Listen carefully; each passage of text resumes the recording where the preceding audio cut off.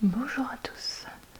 Aujourd'hui, nous allons parler du livre Étoile rebelle de Moira Young, qui est le troisième tome de la trilogie Les Chemins de poussière. Vous pourrez retrouver en barre d'infos le lien vers ma vidéo pour le tome 1 et ma vidéo pour le tome 2. Attention, par contre, forcément dans cette vidéo, je vais révéler les choses qui se sont passées dans les tomes 1 et 2. Donc pensez bien à ça si vous regardez cette vidéo et que vous voulez les lire. Donc je vais commencer comme toujours par vous lire le résumé. Donc on retrouve ici une photo du tome 1, une photo du tome 2. Donc Saba a pris la tête d'une guérilla pour vaincre de Malo au projet délirant, le Nouvel Éden. Il veut créer un monde pur, réservé aux jeunes et aux bien portants. Infiltré dans la garde du tyran, Jack la renseigne secrètement. Mais le combat est inégal, mais en danger que ceux que Saba aime.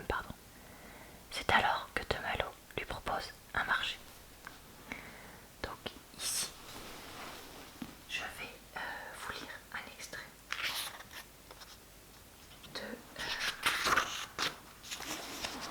du livre pour que vous puissiez voir comme il est écrit. Donc je vais zoomer un petit peu. Voilà. Avant, je rêvais de ma mère morte. À 9 ans, à 10 ans, je rêvais d'elle chaque nuit. Elle avait perdu tout son sang en accouchant d'Amy. À partir de là, la tristesse de Pa avait été immense.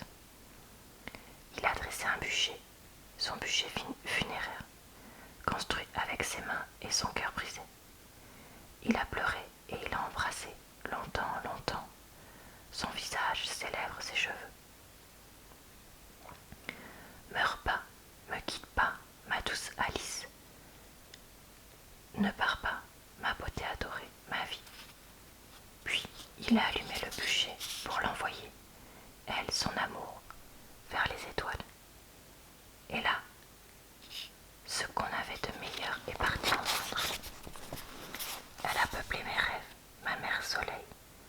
Chaque nuit, j'ai rêvé d'elle. Pareil pour Luc. Luc et moi, on est pareil, sans doute que ça nous aide. Puis sa lumière a décliné.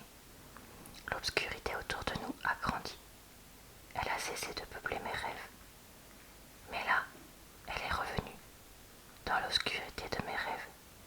Et là, à nouveau, elle vit. Donc, je vais vous lire un tout petit peu de ce premier chapitre. On court, dans le noir tous les 5, à travers les bois du Nouvel Éden rendu gris par la nuit. Luc, Tomo, Sandre, Grid et moi. On court au même rythme. Les feuilles mortes étouffent nos pas sur le sol et murmurent sous nos bottes. On produit de la vapeur avec notre bouche tellement il fait froid. On va tous au même endroit. Luc a une corde enroulée autour de la poitrine. Moi, je transporte l'explosif enveloppé dans un tissu au fond de mon sac, avec mes maigres possessions. Des femelles, de quoi dormir, un sac de remède, un silex, une outre, du sel, une casserole, une chemise de rechange, et puis un couteau dans un étui à ma botte, une arbalète, une ceinture de munitions, mon arc en chêne blanc et son carquois plein de flèches, ainsi que ma pierre de cœur, que la pierre de cœur à mon cou. Elle est fraîche au creux de ma gorge, rien d'autre. Un guerriero, ça voyage léger, et ça va vite. On est la relève des aigles libres. On lutte pour le droit de vivre au Nouvel Éden, pour le droit à de bonnes terres et de l'eau potable, ce qui est rare en ce monde, sauf au Nouvel Éden. On veut ce droit pour tous, les faibles et les forts, les vieux et les jeunes, les gens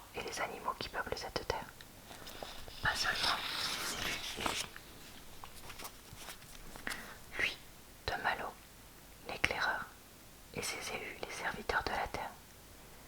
Des jeunes gens forts et sains, des géniteurs et des travailleurs pour son monde tout neuf, contraints d'obéir à la pointe du fusil, contraints de le flatter et de le vénérer, de se soumettre à sa volonté, surveillés par sa milice de tontons. On progresse à travers les arbres, on franchit des ruisseaux et des rochers. Parfois, on ralentit pour se frayer un passage dans un entrelac de racines. On ne peut se permettre de se blesser. On ne doit ni glisser, ni se tordre une cheville, ni se casser une jambe. On est dans la partie la plus désolée du Nouvel Éden.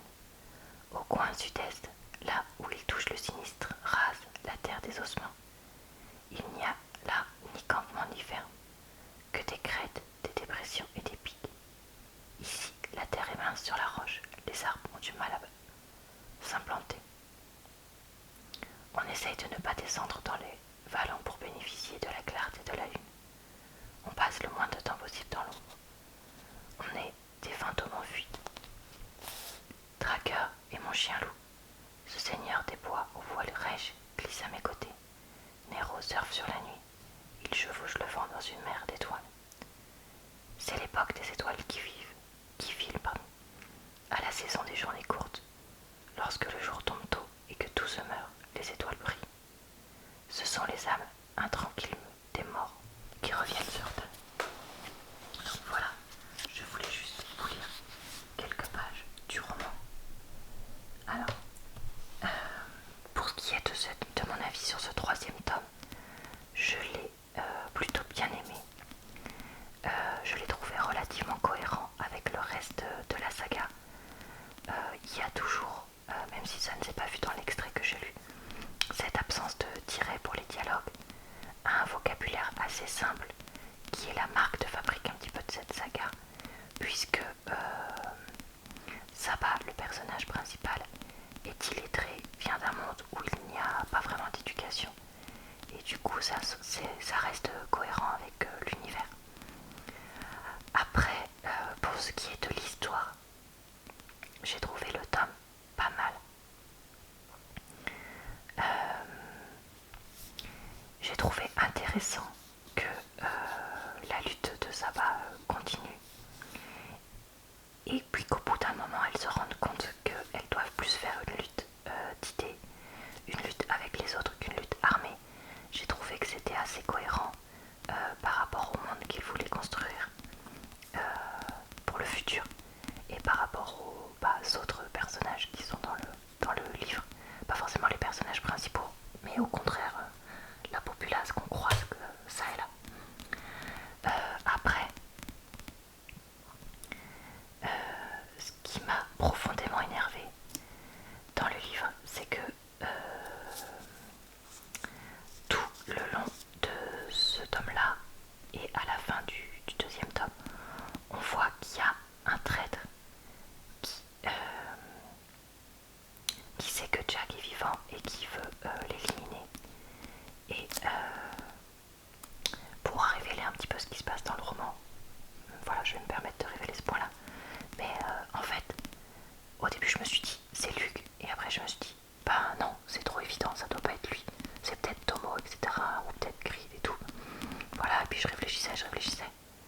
Et en fait, à la fin du roman, quand j'ai vu que c'était Luke, donc qui déjà m'insupportait depuis le tome 2, le début du tome 2, et qui en plus il y avait ça par-dessus, j'ai trouvé ça vraiment trop cliché. Ça c'est vraiment pour moi un point noir dans cette saga. J'ai vraiment trouvé qu'on aurait pu trouver 1000 fois mieux par rapport à Luke, et surtout des vraies raisons, quoi, pas juste ah bah je suis jaloux parce que voilà il y a Jack. C'est tellement simple par rapport à tout le reste de la complexité de ce roman, la complexité de Saba qui évolue vraiment beaucoup au fur et à mesure des 3 tomes. Et là, Luke qui reste enfermé dans sa petite boîte, blablabla. J'ai pas aimé. Franchement, honnêtement, ça, j'ai pas aimé, j'ai trouvé ça naze. Voilà. Après, la fin est pas mal. personnages qui meurent, qui m'ont pas manqué, d'autres personnages qui meurent, qui m'ont manqué. Mais c'était réaliste. J'ai trouvé ça un peu brusque. Il y a eu quelques morts de personnages assez rapides à la fin. Et j'ai trouvé ça un peu extrême, que ce soit aussi rapproché d'un coup à la fin. J'aurais trouvé ça plus logique qu'il y ait au moins un des deux personnages qui meurt, au moins 50 pages plus tôt, quoi, si je puis dire ça. Après voilà, je comprends pourquoi ça a été fait, mais ouais, j'ai trouvé ça moins crédible que le reste du roman. Et la fin m'a quand même plutôt plu, ce qui n'est pas toujours le cas dans les trilogies. Donc globalement, est-ce que je recommande cette trilogie? Je vais rester sur un oui, malgré mon énervement par rapport à Luc. Parce que je trouve que Saba est une héroïne forte et intéressante, qui a un cheminement de pensée, une évolution intéressante. Et que je trouve ça pas mal de montrer ça. Je maintiens que c'est une trilogie qui est faite pour des lycéens et plus, et pas en dessous. Parce qu'il y a un certain nombre de choses qui sont quand même assez crues et violentes.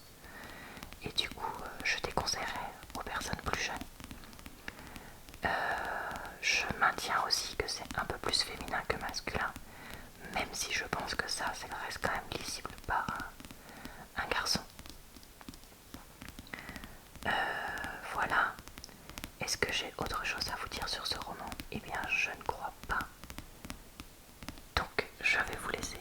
J'espère que cette petite vidéo vous a plu. Et puis, je vous dis à très bientôt dans une prochaine vidéo.